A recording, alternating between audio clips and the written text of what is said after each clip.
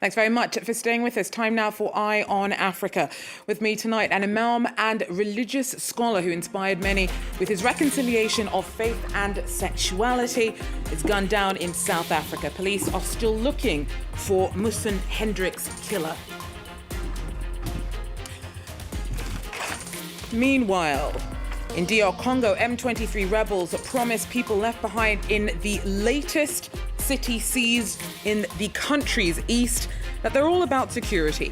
Bukavu was taken on Sunday as the insurgents continue their advance through South Kivu.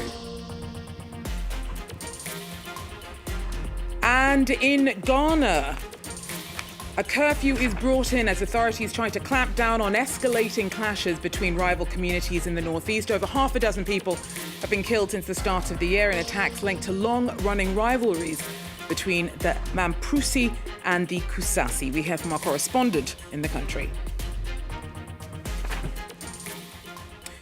But first, a manhunt is still underway in South Africa as police investigate the killing of an imam who was gunned down in the coastal city of Kibeha. Muhsin Hendricks was both a religious leader and openly gay, an identity that brought great comfort to many who felt that there was no place for them in traditional interpretations of their faith, but that also made him a target for others. Police have so far stopped short of calling his killing a hate crime, but his loss will be deeply felt. I'm joined now by Ismail Bahati, who is the director of PEMA, an organisation that works with marginalised communities in the region and who knew Muhsin well. Ishmael, thanks so much for making the time to speak to me tonight. So first of all, tell us a bit about what Muhsin's work meant to those with whom he interacted. Thank you very much. Muhsin Hendricks was a compassion religious leader, and he taught a lot about compassion, Islam that is compassion, Islam that is inclusive. And mostly one of the outstanding statement that Muhsin has always done was the need, he said that the need to be authentic surpasses the fear of death. And this meant that he really encouraged us to study Islam, to interrogate scriptures and question what we hear the scholars or the leaders, the spiritual leaders tell to us. He was fearless. He was a person that was a role model for queer persons who are struggling with faith and reconciling faith and their sexuality, the two identities that we consider that are very necessary for any human. So Imam Muhsin was really on forefront and ensuring that the queer Muslims are able to walk the journey of self-acceptance, but also to be feeling welcome and fitting into the Islamic spaces that are available. So it seems like he really connected with a lot of people who didn't have many others to turn to when they were trying to work out where they sat with their faith, with themselves. But it also meant that he attracted a lot of attention, not necessarily positive. Now, how did that play out in the South African context? Because on one hand, you know, South Africa was if I understand it, the first country in the world to make it a criminal to discriminate against somebody for their sexual orientation.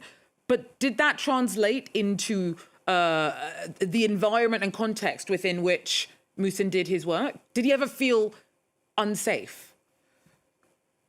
Interestingly, this was also my thought when I met Imam Muhsin because of his courageous and outlook. But having discussions close with him and also sharing my life being threatened as in terms of speaking about Islam and sexuality, he also reflected to me that his life has always been on the forefront and therefore has been in danger. He had received several threats on his life. And one time he mentioned to me that he even changes houses after 1 year to at least feel that he is safe from the attackers. He also shared with me the different text messages and some calls that he usually receives from other religious leaders who've view his opinion as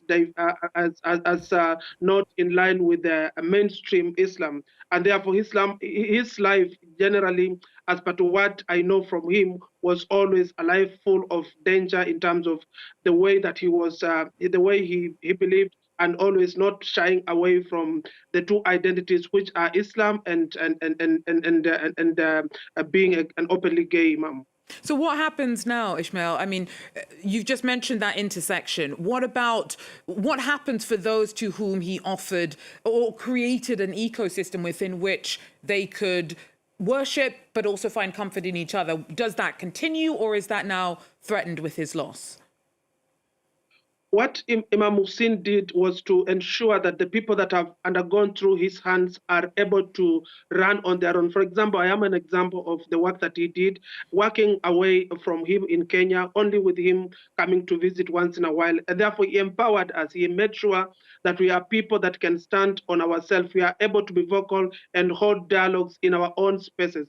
So even in as much as we are at a loss and we are mourning the loss of our Imam, we are still able to carry on with the work that he was doing.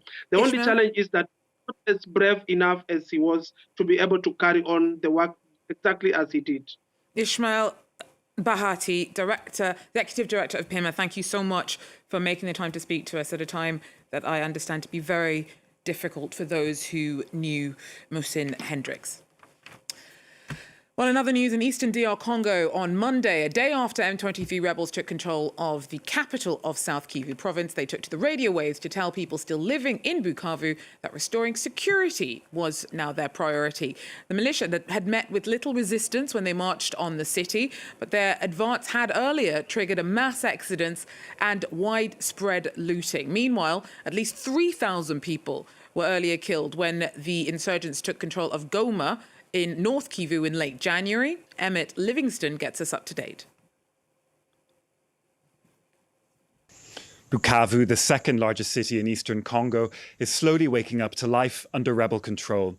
Most shops and schools remain shut after mass looting over the weekend, but people are beginning to pick up their lives again. The remains of Congo's armed forces are in retreat, with the bulk over 100 kilometres south of the city. Bukavu fell to the M23 rebel group and Rwandan troops on Sunday after they advanced swiftly through the province of South Kivu. Congo's army had retreated without contesting the city, with warehouses looted by civilians after they withdrew. The fall of Bukavu has followed the M23's violent capture of Goma, the largest city in the region, in late January. Thousands of Bukavu residents fled the city as the M23 approached, but most stayed. We have encountered difficulties because our fellow citizens have destroyed our workplaces. They have taken away things and then burnt the rest. We still don't know what the situation is because the authorities have all fled. The rebels who are here haven't yet said anything about what needs to be done. So we're really in a state of psychosis. We don't know who we're depending on now. By capturing Bukavu, the M23 and Rwanda together control all of Lake Kivu, an important supply route. They now have control of the airport too, meaning it will be difficult for the Congolese army to resupply. Congo's government has stated that it was following the situation hour by hour and that it vowed to restore order. On the diplomatic front, pressure to sanction Rwanda for its role in the conflict appears to be stalling. The African Union, of which both Congo and Rwanda are members, hasn't even singled out Rwanda for its role in the conflict. Harold Girard there following along things for us in Niger. Now, Ghana's imposed a curfew in the northeast of the country in the hope of reining in clashes between the Mamprousi and Kusasi communities. The long-standing tribal conflicts recently escalated, with attacks having increasingly seen civilians targeted. Our Justice Baidu tells us more.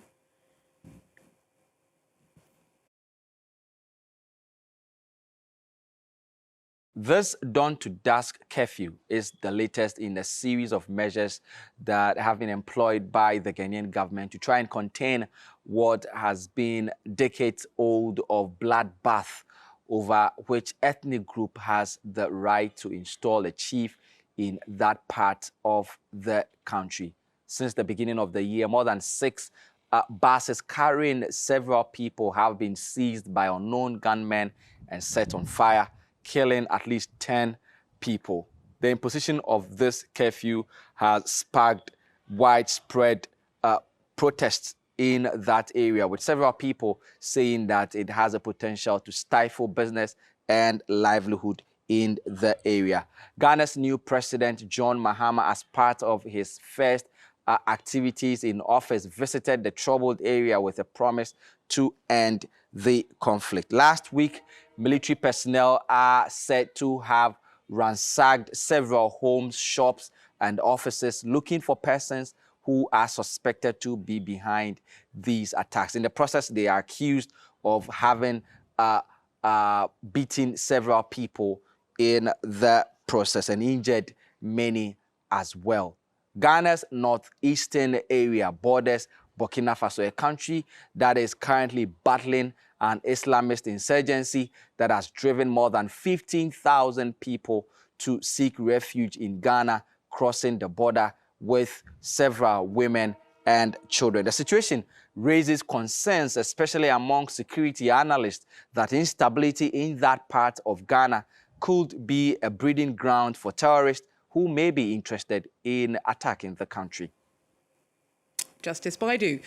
Well, finally, we are sending our congratulations to Uganda's Jacob Kiplimo, who broke the world half marathon record on Sunday. His impressive time of 56 minutes and 41 seconds was set in Barcelona, 49 seconds faster than the previous title holder, Ethiopia Yomif Kijelka, who set that back in October. Kiplimo is twice world cross-country champion, but his weekend feat is the greatest ever single improvement on the men's half marathon record. So get a load of that. That is, though, all we have time for Eye on Africa. Thanks for joining us, though. Do so again. Take care.